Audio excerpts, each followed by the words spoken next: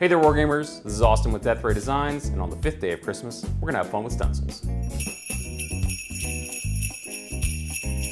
In this video, we're gonna use a variety of our stencils to show you a bunch of different techniques on our example pieces. So we've got a variety of different stencils that we're gonna use on our 4 different color swatch canvases here. We use a variety of techniques to get a bunch of different effects, so let's get right into it. So for this first example, we're going to be doing a really simple technique. We're going to use one of our icon stencils on our red canvas using black and white to make an icon for the door. For all of these techniques, you're going to need an airbrush. For us, we use Badger airbrushes, and specifically for this tutorial, we're using the Badger Patriot 105, and we've got it set to about 30 psi. So for the first step, we're going to lay our wings out here. And the stencil is translucent, so you can get it lined up. We're going to have it a little bit above center because the blood drop underneath it is going to go a little below. So we want to make sure that it's square with the top. And we're going to apply a little bit of pressure on both sides so that we don't have any area for the paint to go underneath the stencil.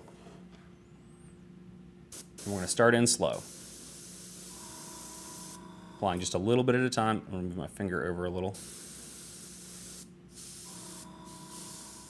Okay, we're going to carefully lift this up. I'm keeping pressure on one side just in case we need to put it back down. Okay, this edge over here is a little bit soft, so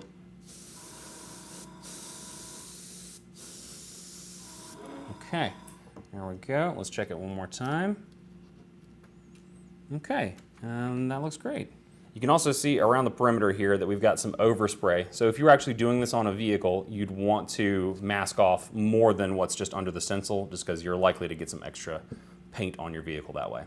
So our next piece is going to be the blood drop, and we'll get that in here once again, using the fact that this is translucent to make sure that we position it correctly. Put our fingers on both sides. I'm just doing thin layers at a time here. There we go. So let's check this and make sure we're good. Peel that back. Okay, looks like good clean lines. There we go, we got our icon.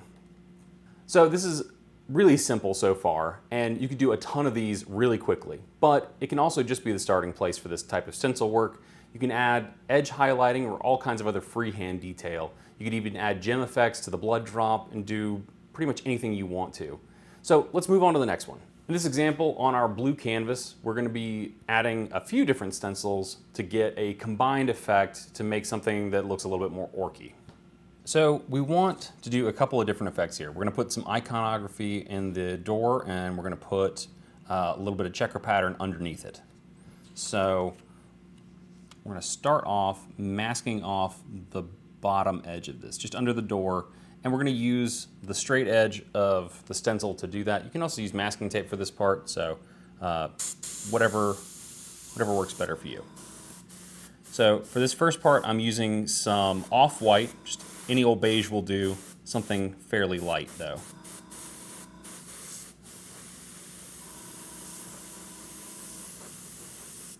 Okay, so there we go, we've got a nice straight line. Peel that off, okay. And with that same color, we're actually going to use the bomb icon here in conjunction with the explosion, which we'll do in a different color. But I want to just sort of line this up so we know what we're aiming for here. So that while we've got that beige color in, let's go ahead and do this. Okay, still using that same beige color here.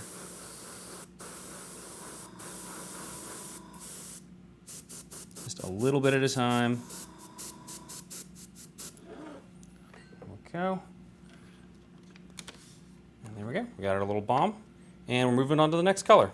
For the explosion on here, we're going to do a little bit of a gradient. So to get some more vibrant colors, we're going to start off with a base coat of white. Here we go.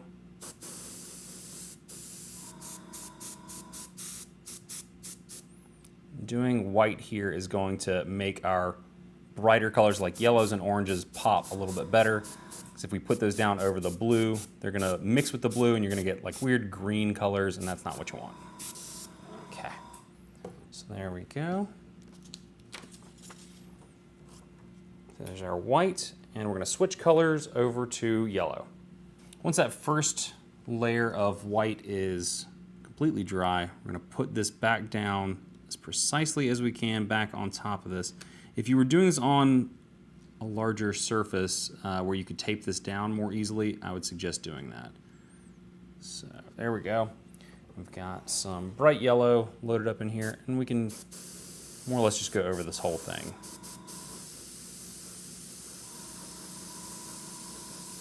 All right.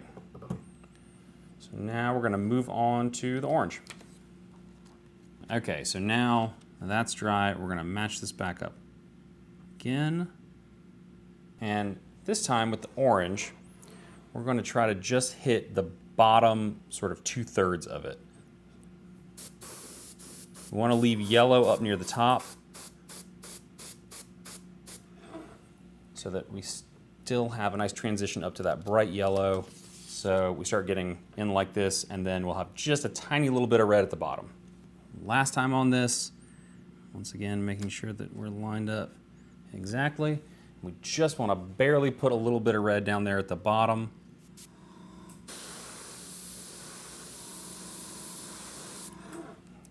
Just a tiny little touch, just to get it a little darker. And there we go. So we got our explosion now. And now we're going to do a little bit of checker pattern down here. So we're going to load up some black. I'll be back in just a second. We're going to lay out our checker pattern. Since we've got the beige color, which is going to be one of the colors on our checker pattern, we're just going to lay this out, which is what we're going to use to lay down our black coat. So we want to get this top edge in line with the beige that's already down. Here we go. Just a quick coat of black.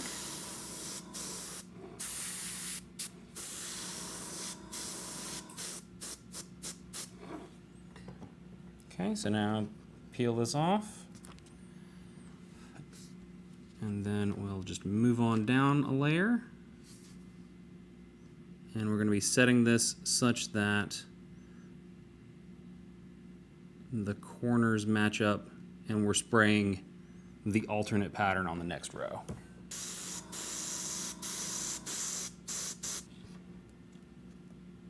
There we go. Quick and easy checker pattern. So that was a slightly more complicated set of techniques that yield some more interesting results. But still, you could go further than this. You could add chipping and weathering on top of this.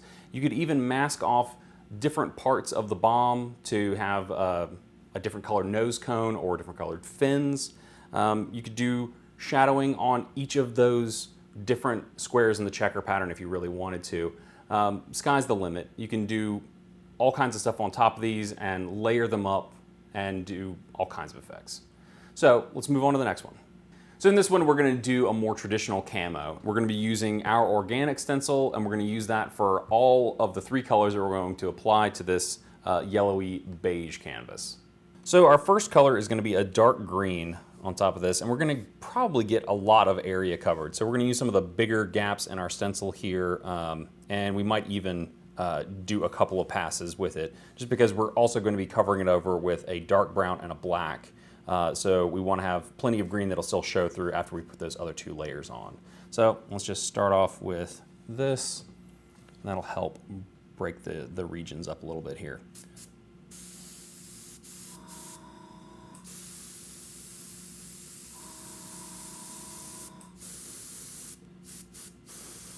Okay, move my fingers here, some of the back. Okay, so let's see what we've got so far. Okay, that looks pretty good. I like the fact that we've got some large green regions there, just so that as soon as we start doing other lineups, it'll be on top of both of the colors pretty equally. So let's switch over to the brown and do the next pass. All right, so let's get this situated a little differently. Now, don't want to put quite as much brown down as we did green, just because we're only going to have the black left to do that last layer. So let's try to get this with just a little bit of the brown here and there. Just want to make sure that you're not following the same sort of contours as you did with the green. You definitely want it to show up in different regions here.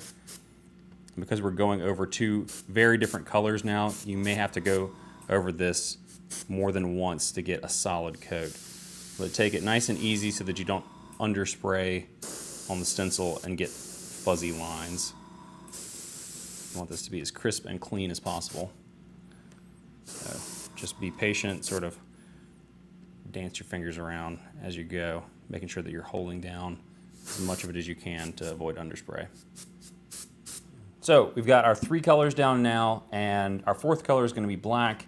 Because we want to just do sort of speckles on top and not have any big regions like this of the pure black, we're going to kind of move this around a little bit. We're going to go like hit here and then check it, and then maybe take another piece from the stencil and maybe do over here, and just move it around as we go.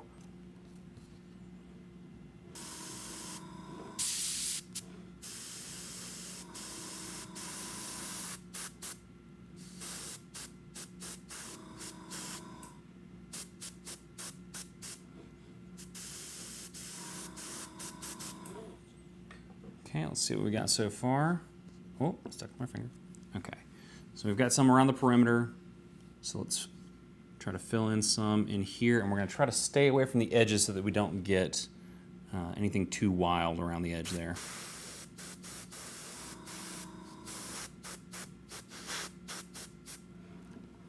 Okay, looking good. So let's get this little section right here. We'll get a few pieces. Okay, and then maybe something right over here. Let's throw that down there. Okay, there we go. We've got a really crazy camo pattern now.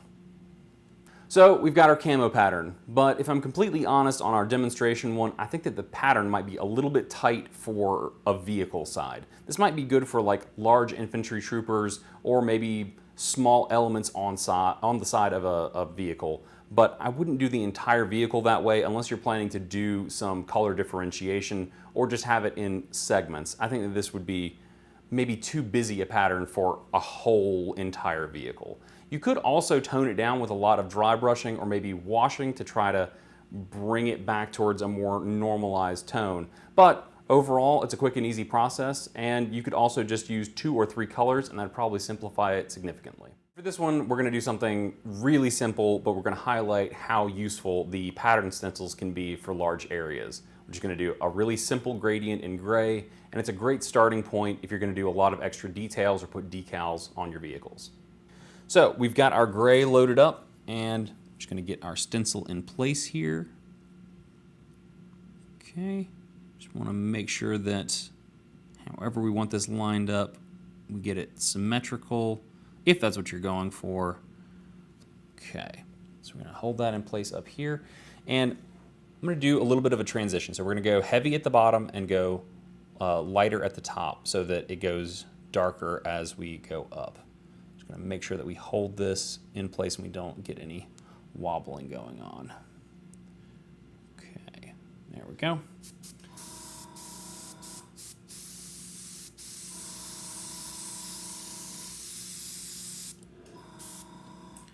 Okay, I'm gonna move my finger and we're gonna go really lightly here. I wanna make sure we get at least a little bit over the whole thing, but we wanna go heavier at the bottom.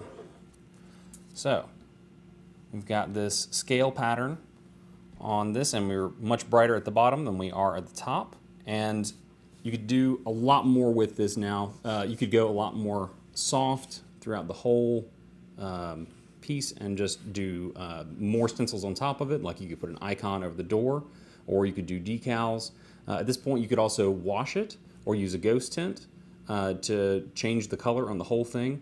And in fact, let's load up a blue-green and let's see how that looks. All right, so now we've got our blue-green loaded up, and we're just gonna do a thin coat first to see how it looks. Okay, looking good. So let's go in for another coat here as soon as this starts to get tacky.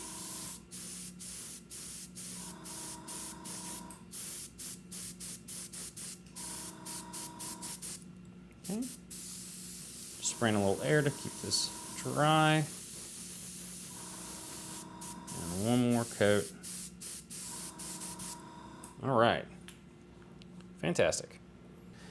So once you've got this done, you could do more effects on top of it. You could do any kind of paneling or edge highlighting that you want, add rusting, chipping, any kinds of weather effects, and really make your vehicle look a little bit more real. I would recommend when using this was a great demonstration of how this all works, but if you're gonna do the candy coat color effect, I would definitely bring those two colors a little closer together. The black is a really heavy contrast against that gray, but it's a great example in this case. And along with having a ton of different shapes and patterns and icons, one of the other benefits of our stencils are you can wash them with alcohol. So in several of the tutorials here that it was critical that we could see through the stencil a little bit to see what's under it so that we could center it in the right place. But as soon as you put paint on them, they become opaque. So you can clean them up with a little bit of alcohol. Let's do that real quick. This is, I think, 90% rubbing alcohol. You can wipe off all this excess paint really quickly. There we go. And as I finish cleaning these up, just want to thank you for tuning in. I hope you guys had a lot of fun with this. We've had a couple of other videos come out for our 12-day series so far. We're going to have a few more, so definitely check out the next one that's dropping tomorrow. You can also check out all these stencils and tons more on our website at deathraydesigns.com/12days. Go check them out. They're on sale now through the end of the event. You should pick up a few. Try them out. They're really cheap. So, till next time, hope you had fun and happy wargaming.